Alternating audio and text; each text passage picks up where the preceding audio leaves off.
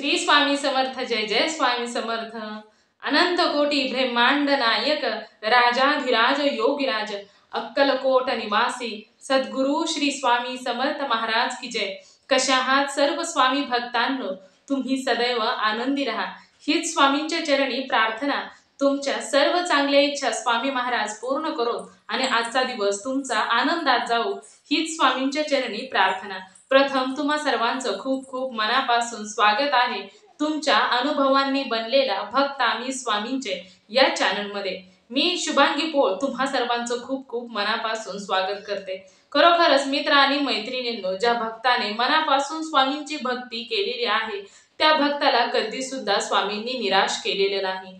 एकदा जरी त्या भक्ताला अनुभव यायला सुरुवात झाली की स्वामी क्षणोक्षणी पावलोपावली त्या भक्ताला अनुभव हे नक्कीच देत असतात। मित्र आणि मैत्रिणींनो, कोण स्वामींच्या भक्तीमध्ये यायचं हे देखील साक्षात ब्रह्मांड नायक श्री स्वामी समर्थ ठरवत असतात। कारण या संपूर्ण ब्रह्मांडाचे चालक मालक पालक हे श्री स्वामी समर्थ आहेत। त्यामुळे कोणी स्वामींची भक्ती करायची आणि कोणी स्वामींची भक्ती करायची नाही हे देखील साक्षात श्री स्वामी समर्थच ठरवत असतात। त्यामुळे असाच कोणीही स्वामींच्या सेवेमध्ये येऊ शकत नाही। कधी कधी काही भक्तांना संदेश मिळतो, कधी कधी भक्तांच्या थ्रू म्हणजे एका भक्ताकडून दुसऱ्या भक्तांना स्वामींविषयी जागृत केलं जातं आणि मग तो भक्त स्वामींच्या सेवेमध्ये येत असतो। परंतु स्वामींच्या सेवेमध्ये येण्यासाठी मी तरी स्वतःचं मत असं आहे की स्वामींच्या सेवेमध्ये येण्यासाठी खरोखरच काहीतरी पुण्य केलेलं असेल, त्यामुळे स्वामींच्या सेवेची निवड झाली। मित्र आणि मैत्रिणींनो, कोणताही भक्त एखाद्या देवाच्या सेवा करण्यासाठी तो प्रवृत्त होत असेल तर खरोखरच त्या भक्ताचं भाग्य खूपच सुंदर असते। कारण त्याच्या नशिबामध्ये ईश्वराची जवळीकता, ईश्वराचा प्रेम, ईश्वराचे अनुभव त्या भक्ताच्या आयुष्यामध्ये नक्कीच येत असतात। फक्त काही भक्तांना पटकन अनुभव येतात तर काही भक्तांना अनुभव यायला उशीर लागत असतो, परंतु स्वामींच्या सेवेमध्ये आल्यानंतर अनुभव हे नक्कीच येत असतात।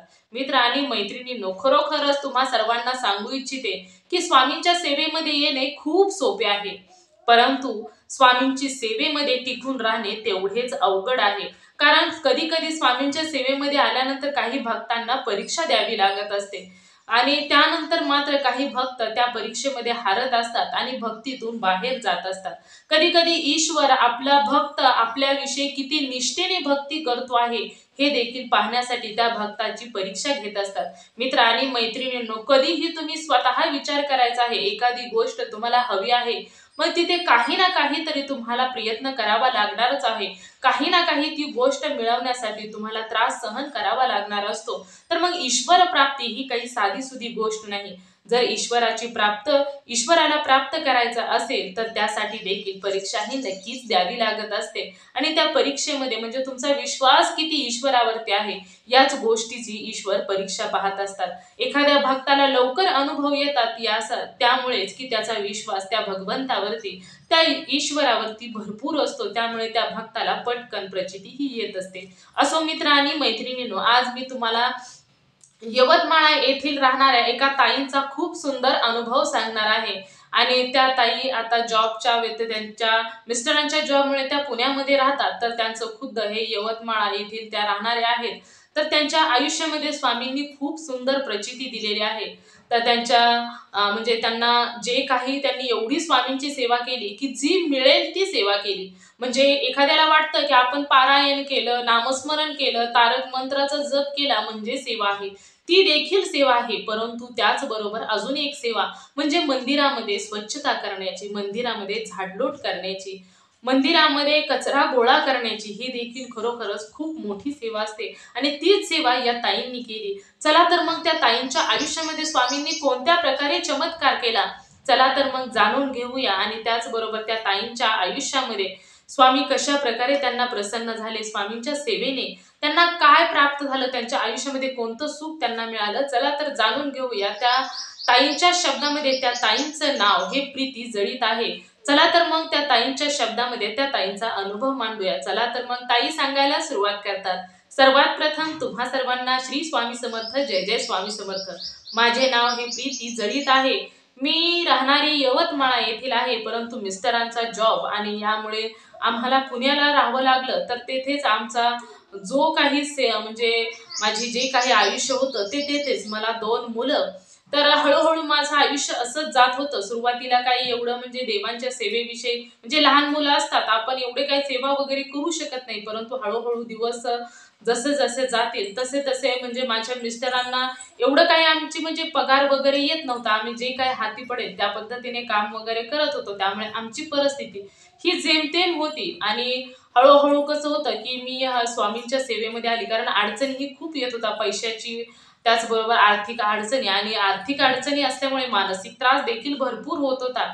2 मुलं होती, शिक्षणाचा देखील खर्च होता. तर त्यामुळे ना मग मी स्वामींच्या सेवेमध्ये यायला सुरुवात झाली. म्हणजे मला एकमेकींच्या तोंडून ऐकायला भेटलं, की स्वामींची सेवा आम्ही ही करायला लागल्यामुळे आमच्या घरामध्ये अडचणी कमी झाल्या आणि त्याचबरोबर काहींनी मला असं सांगितलं, की तुम्ही स्वामींची सेवा करा आणि त्यानंतर मी देखील स्वामींच्या सेवेमध्ये आले. माझे जे मिस्टर होते, तर ते देखील ना प्रत्येक वेळी मला म्हणायचे, की "तू स्वामींची आरतीला जात जा, स्वामींची सेवा करत जा. जे तुला मिळेल, जी तुला वाटेल योग्य, ती तू सेवा करत जा." परंतु माझं असं होतं, की मला एवढं म्हणजे घरात पारायण वगैरे मला एवढं येत नव्हतं करायला, वाचता लिहिता येत नव्हतं. मग मी मंदिरामध्ये गेल्यानंतर जी सेवा मला मिळेल, तर ती मी सेवा करायची.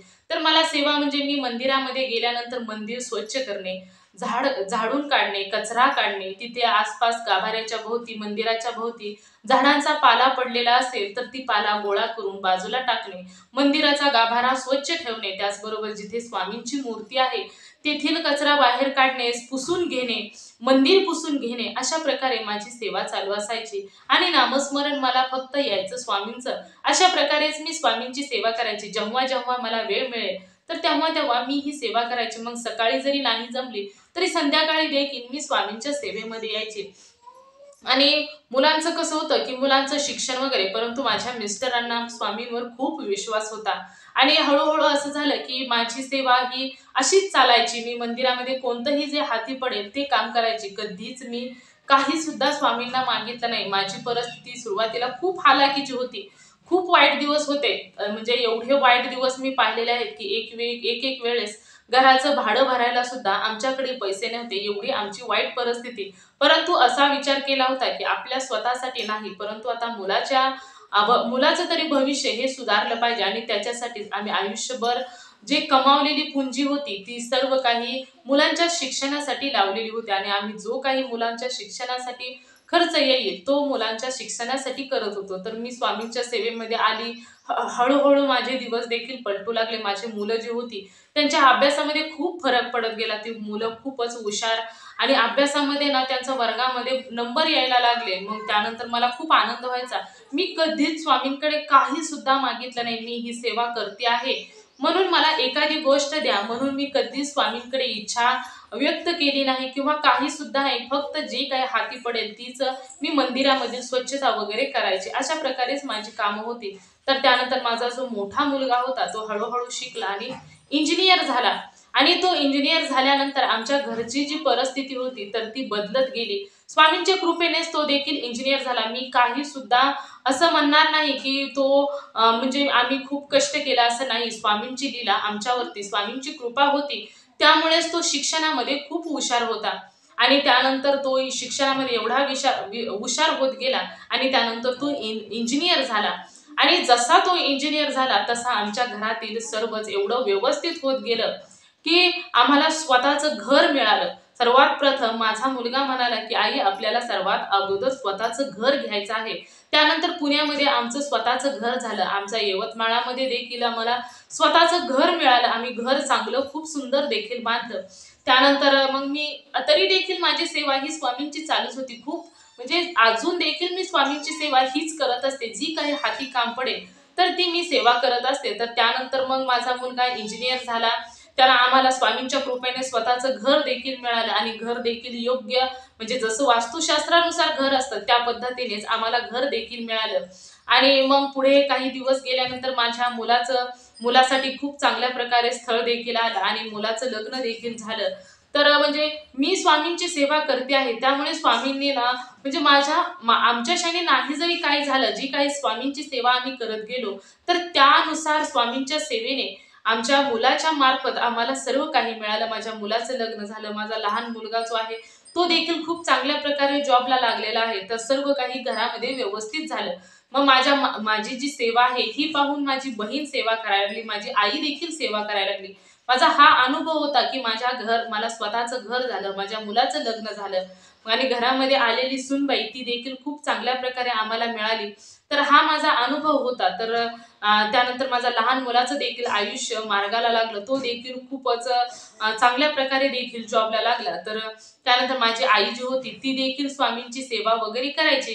तर माझा जो छोटासा भाऊ होता, तर तो ना काम करायला खूपच कामचुकारपणा करायचा. तर घरी शेती आहे, पाणी देखील आहे शेतीला, भरपूर आहे सर्व काही.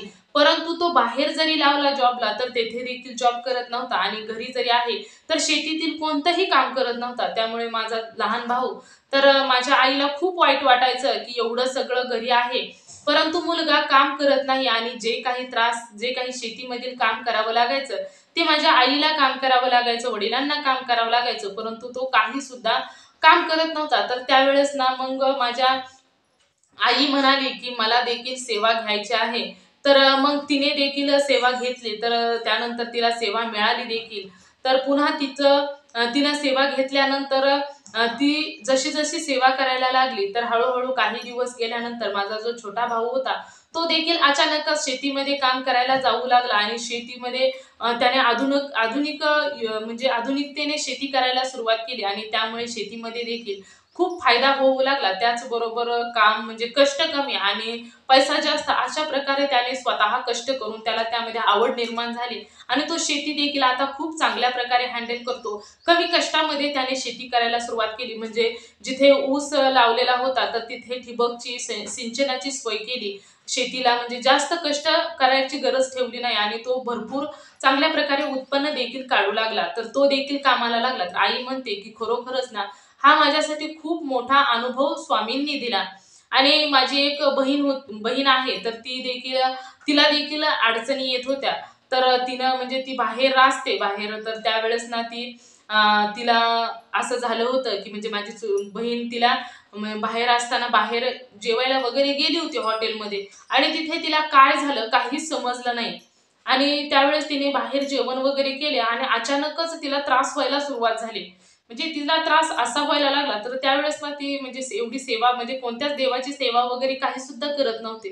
म्हणजे तिच्या अन्ना थ्रू पोटामध्ये काय गेलं काहीच समजलं नाही आणि त्यानंतर तिला त्रास व्हायला सुरुवात झाली. तर हळू मग तिच्या उलट्या व्हायला लागल्या, तिच्या पोटात दुखायला लागलं आणि असा त्रास तिचा वाढत गेला आणि अचानकच तिला दवाखान्यामध्ये घेऊन देखील गेले. जाताना देखील तिचा जो त्रास होता, तिला जास्तच उलट्या वगैरे व्हायला लागल्यानंतर आम्हाला सुरुवातीला तिच्या मिस्टरांना वगैरे असं वाटलं, की म्हणजे प्रवासामुळे किंवा उन्हामुळे पित्त वगैरे झालेलं असेल. परंतु जेवण केल्यानंतर तिला हा त्रास व्हायला लागला. मग दवाखान्यामध्ये देखील नेलं, परंतु तिच्या पोटात, कंबर वगैरे सर्वच दुखायला लागलं आणि डॉक्टरांनी ट्रीटमेंट वगैरे चालू केली आणि म्हणजे ती जी काही ट्रीटमेंट डॉक्टर करत होते, तर त्या ट्रीटमेंटला तिचं शरीर रिस्पॉन्स देत नव्हतं. तर त्यानंतर ती कोमामध्ये निघून गेली. आता कोमामध्ये गेल्यानंतर आता काय करायचं? तर त्यावेळेस ना म्हणजे ती त्यातून बाहेरच येईन असं झालं. तर कंप्लीट 6 महिने ती कोमामध्ये होती. एवढी तिची वाईट अवस्था झालेली होती. फक्त बाहेरचं खाल्लं म्हणून आणि मग तिला 6 महिन्यानंतर म्हणजे आम्ही सेवा वगैरे घेतली तिची, ती बरी व्हावी म्हणून आणि त्यानंतर मग ती 6 महिन्याने सेवा वगैरे म्हणजे तिच्या आईने, आम्ही सर्वांनी सेवा तिच्यासाठी करायला सुरुवात केली, की ती त्यातून बाहेर यावी. तिचं देखील एक लहान मुलगा होता. त्यामुळे प्रत्येकाला वाटायचं, की त्याची खूप दया यायची. त्यामुळे सर्वांनी सेवा वगैरे तिच्यासाठी करायला सुरुवात केली आणि कंप्लीट 6 महिन्यानंतर म्हणजे डॉक्टरांनी तर आशाच सोडून दिली होती. म्हणजे त्यांना काहीच समजत नव्हतं. नक्की म्हणजे त्यांनी सांगितलं, की तिच्या शरीरामध्ये पॉइझन म्हणजे जे खाण्यामार्फत तिच्या शरीरामध्ये विष गेलेलं आहे आणि त्यामुळे तिच्या शरीरामध्ये हा सर्व सिम्प्टम्स व्हायला सुरुवात झाली होती. तर त्यानंतर सेवा आम्ही घरामध्ये सर्वांनीच करायला सुरुवात केली आणि हळू मग 6 महिन्यानंतर ती कोमातून बाहेर आली. परंतु तिला ना उभाच राहता येत नव्हतं. कंबरेपासून तिचं पूर्ण शरीर असं गळलेलं होतं. तिला उभा राहता येत नव्हतं. तर मग पुन्हा जसं मग आम्ही सेवा करायला सुरुवात केली. तिच्या मिस्टरांना देखील स्वामींवर विश्वास वाढला, कारण सेवेमुळेच ती कोमातून बाहेर आलेली होती. मग मिस्टर देखील तिची सेवा वगैरे करत होते आणि त्यानंतर त्यांनी देखील स्वामींची सेवा करायला सुरुवात केली. घरामध्ये त्यांनी देखील ती चालावी वगैरे, त्यासाठी लहान मुलगा होता. तर त्यासाठी देखील घरामध्ये सेवा करायला सुरुवात केली. परंतु जे काही तिथेच जवळपास केंद्र होतं, तर तेथील पुजाऱ्यांनी सांगितलं की तिला आरतीला वगैरे येती घेऊन येत जा. तिला म्हणजे ती आरती वगैरे घेतल्यानंतर तिला खूप बरं वाटेल. तर ना सकाळ संध्याकाळ तिचे मिस्टर केंद्रामध्ये घेऊन यायचे आणि आरती वगैरे झाली की तिला घरी घेऊन जायचे. अशा प्रकारे ती सेवा वगैरे चालू झाली होती. आणि हळूहळू मग तिला खूप म्हणजे बरं बरं तिला वाटायला लागलं आणि तिच्या तब्येतीमध्ये सुधार होत गेला.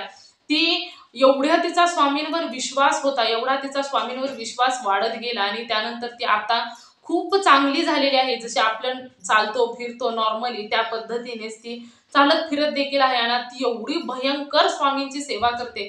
खरोखरच ना एवढी ती स्वामींच्या सेवेमध्ये आहे. आणि तिला ना कोणतीही सेवा तिला जर वाटलं की आपण ही सेवा करावी, तर ती लगेचच स्वामींच्या सेवेला सुरुवात करत असते. कारण ती म्हणते की माझा जो देह आहे तो स्वामींच्यामुळे आहे आणि त्यामुळे मी स्वामींची सेवा भरपूर करणार.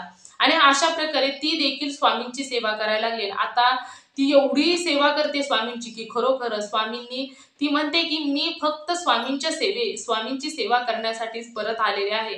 माझ्या मुलाकडे पाहून स्वामींनी मला जीवदान दिलं. तर त्यामुळे तिनं तिचं सर्वस्व आयुष्य ना स्वामींच्या चरणाशी अर्पण केलेलं आहे. त्यामुळे ती भरपूर स्वामींची सेवा करते. मी स्वामींची सेवा करायला लागल्यापासून माझी बहीण स्वामींच्या सेवेमध्ये आली आणि माझी एक बहीण स्वामींची सेवा तिला देखील घरातील आर्थिक अडचणींसाठी तिने माझ्याकडून म्हणजे आमच्या केंद्र आहे तर तेथून देखील तिने सेवा वगैरे घेतली होती. तर जशी तिने सेवा घेतली तर त्यानंतर तिला देखील समजलं की नागपूरमध्ये देखील स्वामींचं केंद्र आहे. तर त्यावेळेस ती म्हणाली की आम्ही तेथे देखील स्वामींची सेवा करायला सुरुवात करतो. तर तिनं मग तेथे जाऊन ती केंद्रामध्ये वगैरे जायला लागली. तर तेथेच आहे केंद्र, तर तेथे ती स्वामींच्या आरतीला वगैरे जायला लागली आणि जी काही सेवा तिने घेतली होती तर ती देखील सेवा ती करायला लागली. तर अशा प्रकारे तिची ती सेवा चालू देखील झाली. म्हणजे माझी बहिणीला अगोदर माहित नव्हतं, तिला देखील स्वामींची सेवा तिच्या आर्थिक अडचणीसाठी करायची होती. तर त्यानंतर तिच्या अडचणी देखील त्यातून दूर झाल्या आणि स्वामींच्या सेवेने तिचं आयुष्य देखील खूप मार्गी लागलं. जसं मी स्वामींच्या आणि जेव्हा मी पहिल्यांदा स्वामींच्या सेवेमध्ये आली होती ना, तर तेव्हा माझ्या नातेवाईकातील कोणीही स्वामींच्या सेवेमध्ये नव्हते. परंतु जसं मी स्वामींबद्दलचे सांगायचे की स्वामी अशा आहेत, स्वामी तशा आहेत, स्वामींच्या लीला या भक्तावरती अशा झाल्या, त्या भक्तावरती तशा झाल्या, असं जसं जसं मी सांगायला लागले त्यानंतर माझ्या माहेरची खूप लोक माझा भाऊ देखील खूप स्वामींची सेवा करतो आणि त्याची पत्नी देखील स्वामींची सेवा करते, माझी आई स्वामींची सेवा करते, माझ्या बहिणी देखील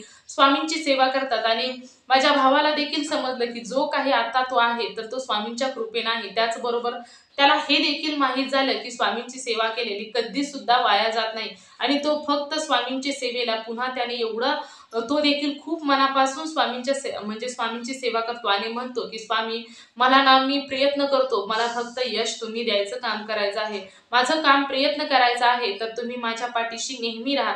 जसे तुम्ही म्हणता की भिवू नकोस, मी तुझ्या पाठीशी आहे, त्या पद्धतीनेच तुम्ही माझ्या पाठीशी राहा. तर माझ्या माहेरची जी लोक होती ती सर्व स्वामींच्या सेवेमध्ये आले. अजून सुद्धा माझ्या पाठीशी माझ्या हाती जे काही काम पडेल तर ती मी स्वामींच्या मंदिरामध्ये गेल्यानंतर करत असते. परंतु माझं जे घर आहे, माझ्या घरामध्ये स्वामींनी मला भरपूर दिलं. परंतु माझा मुलगा, माझी सून, माझी दोन्हीही मुलांचं लग्न झालं स्वामींच्या कृपेने. दुसऱ्या मुलाला देखील जॉब लागला आणि त्याचं देखील लग्न झालं. परंतु माझ्या दोन्हीही सुना, माझे दोन्हीही मुलं अजिबात सुद्धा स्वामींची सेवा करत नाहीत. म्हणजे त्यांना का कोणास ठाऊक, परंतु त्यांना स्वामींची सेवा ते करत नाहीत. परंतु मला असं वाटतं की स्वामींची सेवा करण्यासाठी देखील भाग्य असावं लागतं आणि ते भाग्यामध्ये असावं लागतं, जे माझ्या भाग्यामध्ये आहे. आणि मी खरोखरच खूप स्वतःला भाग्यशाली समजते की मला स्वामींनी त्यांची सेवा करण्यासाठी माझी निवड केलेली आहे. तर त्याबद्दल मी खरोखरच स्वामींचे मनापासून आभार मानते. माझी स्वामींना एकच विनंती आहे की माझ्या घरामध्ये जशी मी स्वामींची सेवा वगैरे करत असते तर तसेच माझ्या घरामध्ये माझ्या सुनांनी, माझ्या मुलांनी देखील स्वामींची सेवा करावी, स्वामींच्या सेवेमध्ये यावं. तर एवढीच माझी विनंती आहे. माझ्या मिस्टरांना देखील खूप स्वामींवर विश्वास, परंतु माझ्या मुलांना का कोणास ठाऊक स्वामींवर विश्वास नाही. परंतु मी स्वामींच्या चरणी हीच प्रार्थना करते की त्यांना देखील स्वामींच्या भक्तीमध्ये आणा तुम्ही आणि त्यांच्याकडून देखील स्वामींची भक्ती करा. तर हाच माझा अनुभव होता. तर सर्वांना श्री स्वामी समर्थ. जय जय स्वामी समर्थ. तर खरोखरच मित्र आणि मैत्रिणींनो, श्री स्वामी समर्थांची भक्ती खरोखरच एखादा व्यक्ती जेव्हा मनापासून करत असतो ना, तर त्या भक्ताच्या नेहमी स्वामी हे पाठीशी राहतच असतात. मग ते सूक्ष्म स्वरूपामध्ये नेहमी असतात त्याच्या आयुष्यामध्ये. तो किती मनापासून भक्ती करतो आहे, तो किती निशंक भावनेने, निस्वार्थ भावनेने, निशंक मनाने भक्ती करतो आहे, हे देखील स्वामी नेहमी पाहत असतात. आणि कसं असतं की एखाद्यांना असं वाटतं की आपण स्वामींची सेवा करायला लागलो की आपल्याला स्वामींनी लगेच आपली जी इच्छा आहे ती पूर्ण करावी. परंतु मित्र आणि मैत्रिणींनो, श्री स्वामी समर्थ हे जगाचे चालक, मालक, पालक आहेत. आणि सर्वात महत्वाचं म्हणजे ते गुरु आहेत, आई आहे. स्वामी आई हे आईचं रूप आहे. तर तुम्हीच विचार करा की कधीच स्वामी आपल्या भक्तांना जी गोष्ट मागतात ते कधीच देत नसतात. कारण त्यांना माहीत असतं की आपण जर ही गोष्ट आपल्या भक्ताला दिली तर पुढे जाऊन माझ्या भक्ताला या गोष्टीचा त्रास होऊ शकतो. त्यामुळे स्वामी आपल्या भक्ताला ती गोष्ट कधीच देत नाही. जी एखादा भक्त हट्टाने भरपूर मागत असतो, पारायण करत असतो, सेवा करत असतो, परंतु जी गोष्ट त्याच्या भल्याची आहे तर ती गोष्ट मात्र त्याला नक्कीच देत असतात. परंतु ही एखाद्या मुलगा एखादी सेवा करून काहीतरी मागत असेल आणि हट्ट करत असेल की स्वामी मला हीच गोष्ट हवी आहे, तर पुढे जाऊन ती गोष्ट त्या मुलासाठी हानिकारक होऊ शकते. त्यामुळे त्या भक्ताने कितीही सेवा केली ना तरी देखील स्वामी त्या भक्ताला ते कधीही देत नाहीत. परंतु त्या सेवेच्या बदल्यात त्याला एवढं एवढं सुंदर, त्यापेक्षाही खूप सुंदर त्या भक्ताला देऊन जात असतात. परंतु मित्र आणि मैत्रिणींनो, कधीही ईश्वराची भक्ती करत असताना निस्वार्थ भावनेने, निशंक मनाने भक्ती ही नक्कीच करायची असते. कारण भगवंताला माहीत असते की आपल्या भक्तासाठी काय योग्य आहे, काय अयोग्य आहे. आणि ते नेमकं आपल्या भक्ताला तेच देत असतात जे त्याच्यासाठी योग्य आहे. त्यामुळे आपल्या ईश्वरावरती, भगवंतावरती आपण एवढ्या विश्वासाने तुम्ही त्या भक्ताची भक्ती करत असता, स्वामींची भक्ती करत असता, मग तुम्हीच विचार करा की जर आपल्या स्वामींना हे माहीत आहे की आपल्या भक्तासाठी हे योग्य आहे, ते अयोग्य आहे, तर स्वामी नेहमी आपल्या भक्ताला पुढे जाऊन त्या गोष्टीचा त्रास होऊ नये या गोष्टीचा नेहमीच विचार करत असतात आणि त्या भक्ताला तेच देत असतात जे भक्तासाठी योग्य असते. त्यामुळे ईश्वराची भक्ती करत असताना कधीही एखाद्या गोष्टीसाठी हट्ट करू नका. कारण ते जर तुमच्यासाठी योग्य असेल तर स्वामी नक्कीच तुम्हाला ते देऊन जाणार आहेत. तर मित्र आणि मैत्रिणींनो, खरोखरच एखाद्या भक्तांना अनुभव येणं ही देखील खूप मोठी गोष्ट आहे. कारण स्वामींची भक्ती करायला लागल्यानंतर अनुभव येत असेल एखाद्या भक्ताला, तर ना तो भक्त देखील खूप भाग्यवान आहे. कारण त्याला स्वामींनी निवडलेलं असतं त्याची भक्ती करण्यासाठी आणि त्याला ईश्वराचा अनुभव येणे ही काही साधीसुधी गोष्ट नसते. त्यामुळे तो भक्त देखील खरोखरच खूप भाग्यवंत असतात. तर मित्र आणि मैत्रिणींनो, खरोखरच या ताईंचा अनुभव खूप सुंदर होता. आणि त्याचबरोबर तुम्हाला या ताईंचा अनुभव कसा वाटला नक्कीच मला कमेंट करून सांगा. त्याचबरोबर श्री स्वामी समर्थ लिहायला विसरू नका. तुम्हाला जर स्वामींचा एखादा अनुभव आलेला असेल, लहान असो किंवा मोठा असो, तर मी येथे तुम्हाला व्हॉट्सअप नंबर देते. तर या नंबरवरती तुम्ही तुमचा अनुभव नक्कीच शेअर करायचा आहे. आणि त्यानंतर तुम्ही व्हॉट्सअप नंबरवरती अनुभव शेअर केला तरी देखील चालेल किंवा कमेंटमध्ये शेअर केला तरी देखील चालेल. तुमचा अनुभव लहान असो किंवा मोठा असो, परंतु तुमचा अनुभव शेअर ज्यावेळेस एखादा भक्त त्याचा अनुभव शेअर करत असतो ना, तर त्यावेळेस स्वामी त्या भक्ताला अजून खूप सुंदर सुंदर अनुभव हे नक्कीच देत असतात. त्यामुळे तुम्ही तुमचा अनुभव हा नक्कीच शेअर करायचा आहे. त्याचबरोबर तुम्ही एक अनुभव जर शेअर केला तर त्या अनुभवामुळे अजून एखादा स्वामी भक्त तयार होऊ शकतो आणि याचे पुण्य तुम्हालाच मिळत असते. त्याचबरोबर भक्तानं भक्त, स्वामी भक्त वाढवायचे आहेत आणि प्रत्येकाचे जीवन हे स्वामीमय करून टाकायचे आहे. त्यामुळे तुम्ही तुमचा अनुभव हा नक्कीच शेअर करायचा आहे. तर मित्र आणि मैत्रिणींनो, तुम्ही सर्वांनी मिळून माझा व्हिडिओ शेवटपर्यंत ऐकला त्याबद्दल मी मनापासून तुम्हा सर्वांची खूप खूप आभारी आहे. पुन्हा भेटूया श्री स्वामी समर्थांच्या अशाच एखाद्या सत्य अनुभवाबरोबर. तोपर्यंत तुम्हा सर्वांना श्री स्वामी समर्थ. जय जय स्वामी समर्थ. तुम्ही नेहमी हसत राहा, सुखी राहा, समाधानी राहा. श्री स्वामी समर्थांचं नामस्मरण करत राहा. पुन्हा भेटूया श्री स्वामी समर्थांच्या अशाच एखाद्या सत्य अनुभवाबरोबर. तोपर्यंत तुम्हा सर्वांना श्री स्वामी समर्थ. जय जय स्वामी समर्थ. धन्यवाद.